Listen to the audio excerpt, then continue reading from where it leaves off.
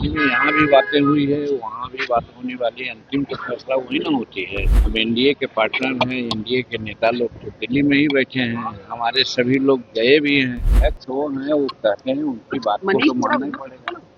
मानना ही पड़ेगा। क्या फाइनल हो गया तो हो गया होगा। 8 सीटों को लेकर सर जो बातें कही थी अपनी पार्टी को लेकर सर उस पर सर भाई हम अनुशासित लोग हैं, जो अनुशासन के में हम रहेंगे, जो सीटें मिलेगी उसको रहेंगे। एनडीए में सीट शेयरिंग अभी भी फंसा हुआ है, क्योंकि जिस तरीके से अभी सुबह सुबह उपेंद्र कुशवाहा कहें कि जिस तरीके से मीडिया में खबरें चल रही है वो अफवाह है, हमें कोई जानकारी नहीं है। लेकिन अभी भी एनडीए में सीट शेयरिंग को लेकर कुछ भी नहीं हुआ है। लेकिन आज दिल्ली में एनडीए की बड़ी बैठक होनी है, जिसमें बीजेपी के राष्ट्रीय अध्यक्ष जेपी नड्डा रहेंगे और अमित शाह जो गृह मंत्री हैं, और इसमें एनडीए के सभी घटक दल वहां पर मौजूद रहेंगे।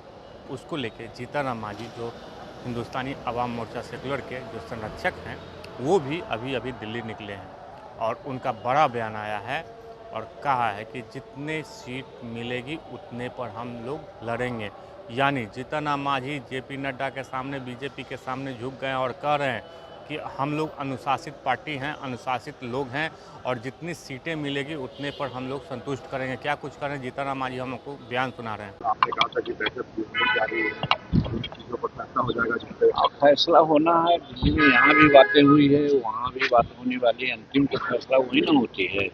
तो हम एनडीए के पार्टनर हैं, एनडीए के नेता लोग तो दिल्ली में ही बैठे हैं। हमारे सभी लोग गए भी हैं, हम भी पीछे से जा रहे हैं। जेपी नड्डा ने कहा है कि सीट लगभग फाइनल हो गए हैं, आप तो 15 सीटों का डिमांड कर रहे हैं। अध्यक्ष वो हैं, वो कहते हैं, उनकी बात को तो मानना ही पड़ेगा।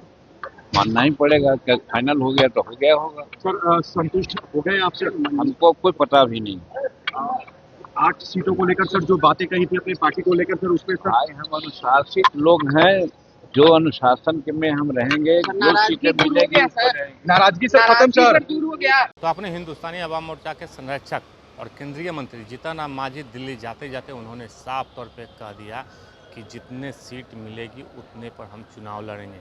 यानी जीतन राम मांझी पिछले कई महीनों से उन्होंने कह रखा है कि हमें सम्मानजनक सीटें नहीं मिलेगी तो हम चुनाव भी नहीं लड़ेंगे। यानी सम्मानजनक सीट हमको मिलना चाहिए, जितना सीट है उसके मुताबिक, उसके परसेंटेज के हिसाब से हमें मिलना चाहिए। हिंदुस्तानी अवाम मोर्चा के जो संरक्षक हैं जीतन राम मांझी, उन्होंने साफ कर रखा है कि हमें 25 से 30 सीट, 40 सीट तक हमें मिलना चाहिए।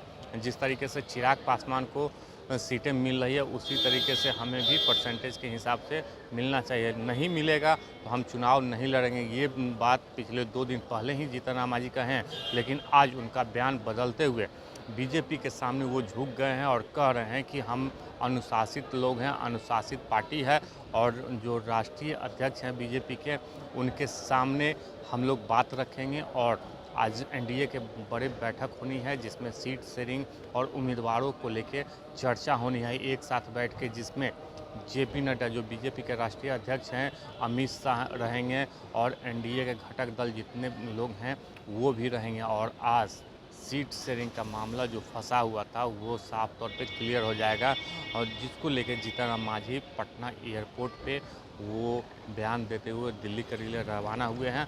लेकिन जीतन राम मांझी का जो बयान है कि हमें जितना सीट मिलेगा उतना सीट पे चुनाव लड़ेंगे। यानी जीतन राम मांझी बीजेपी और अमित शाह जेपी नड्डा के सामने झुक गए हैं। आलोक कुमार 10 न्यूज़ पटना।